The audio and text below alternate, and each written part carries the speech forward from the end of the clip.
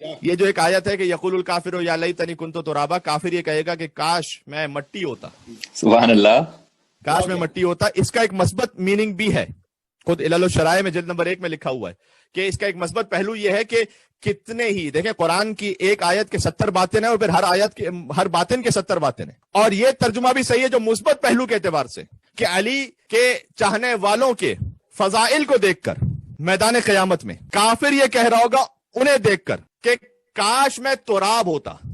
اللہ اکبر.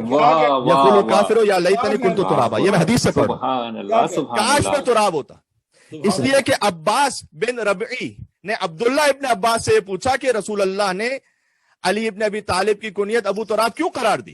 سبحان اللہ. کیا کہنے. تو ابن عباس نے کہا اس لیے کہ بعد از رسول علی ابن ابی طالب کی وجہ سے زمین اپنے مقام پر باقی تھی.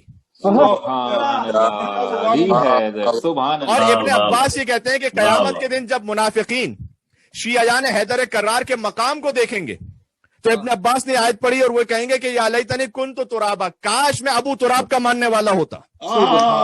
لیکن علامہ مجلسی نے بہار الانوار جلد نمبر 35 میں بھی اس بات کو لکھا ہے کہ علی ابن ابی طالب کو ابو تراب اس لیے کہا جاتا تھا کہ ان کے چاہنے والے جو مخلص تھے انہیں تراب کہا جاتا تھا. وہ تو انہیں کئی مرتبہ طنز کرتے ہوئے تراب کہتے تھے، یعنی خاک اور مٹی.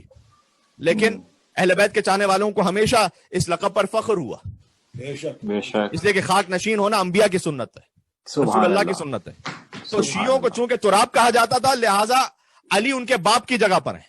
بے کیا شک، کہنے. بے شک، بے شک. لہذا جابر ابن عبداللہ انصاری سے روایت کہ ہمارا اور مولا کا رابطہ کیا ہے، ہم ہیں تراب، علی ہیں ہمارے باپ کی جگہ پر، لہٰذا ابو تراب علی. کیا کہنے. سبحان اللہ. ہمالی شیخ توسی میں روایت موجود ہے کہ جابر ابن عبداللہ انصاری نے فرمایا کہ حضور سے میں نے سنا تھا کہ حق علی علی الناس هذه الامه على هذه الامه كحق الوالد على الولد، کہ علی کا حق اس امت پر ویسا ہے کہ جیسے باپ کا حق اپنے بچوں پر ہوتا ہے. اور میں عرض کرنے لگا ہوں یہاں حضور نے ایک منزل بیان فرمائی ہے، اس لیے کہ حق تو یہ ہے کہ علی کا حق باپ سے بھی زیادہ ہے. اللہ. بے شک. اس لیے کہ حضور ہی نے علی کی طرف اشارہ کرتے ہوئے کہا تھا، علل الشرائع ہی کی حدیث ہے کہ ولی ھذا ولی اللہ، اس شخص سے محبت کرنے والا علی کی طرف اشارہ کیا کہ وہ اللہ اس سے محبت کرتا ہے، فوالہ، تو بس اس سے تم بھی محبت رکھو. وعدو ھذا عدو اللہ، اس شخص سے دشمنی رکھنے والا اللہ اس سے دشمنی رکھتا ہے، تو تم بھی اسے دشمنی رکھو. اور پھر آگے کہا والے ولی ھذا ولو انہ قاتل ابیک، اس شخص سے محبت کرنے والے سے محبت رکھنا چاہے تمہارے باپ کا قاتل کیوں نہ ہو. سبحان اللہ. عدو ھذا ولو انہ ابوک، اور اس شخص کے دشمن سے دل میں دشمنی رکھنا چاہے تمہارا باپ ہی کیوں نہ ہو. علی حیدر، سبحان اللہ. میر انیس نے کہا تھا کہ یوں امت رسول پہ ہے حق مصطفیٰ، حق جس طرح سے ہوتا ہے بیٹوں پہ باپ. سبحان اللہ، سبحان اللہ، سبحان اللہ، سبحان حق اللہ. جس طرح سے ہوتا ہے بیٹوں پہ باپ کا، سمجھے نہ مصطفیٰ سے علی کو کوئی جدا.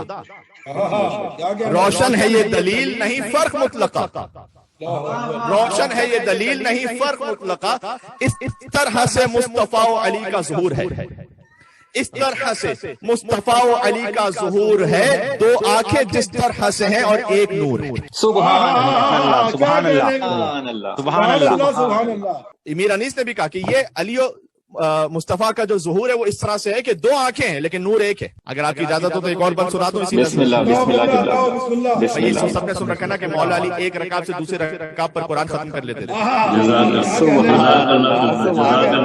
انیس کہہ رہے تھے حافظ کلام خدا شاہ ذوالفقار، لکھا ہے ہونے لگتے تھے دلدل پہ جب سوار.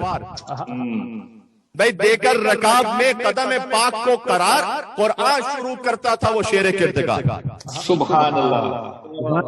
ایک قدم رکاب میں ہوتا تھا قرآن شروع کرتا تھا وہ شیر کردگار، اس کا بغیر مصحف ناطق یہ کام تھا، پہنچا ادھر جو پاؤں تو قرآن تمام تھا. سبحان اللہ، سبحان اللہ، سبحان اللہ.